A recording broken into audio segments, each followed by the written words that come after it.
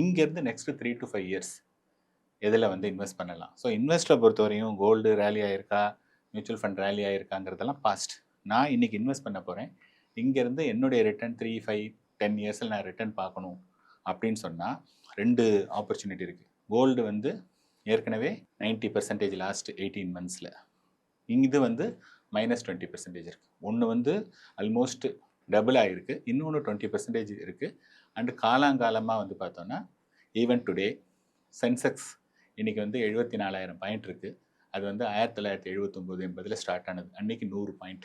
100லேருந்து இன்றைக்கி 74,000, 47 வருஷம் ஆயிருக்கு. அதோடைய காம்பவுண்டிங் பார்த்திங்கன்னா 15% only on the Sensex return alone.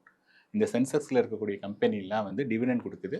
அது 1லேருந்து 1.5%. அதை ஆட் பண்ணிங்கன்னா 16% வரணும். ஸோ லாஸ்ட்டு மெனி இயர்ஸில் வந்து 15% இருக்குது. இப்போ ரீசெண்டாக ஃபால் ஆகிருக்கு.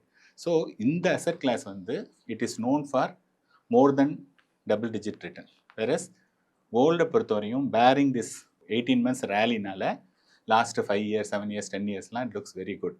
But if you look at the overall இது வந்து பார்த்தோன்னா 9 to 10% தான் மேக்ஸிமம் கோல்டு ரிட்டர்ன் கொடுத்துருக்கு ஆன் இந்தியன் ருபி டர்ம்ஸ்.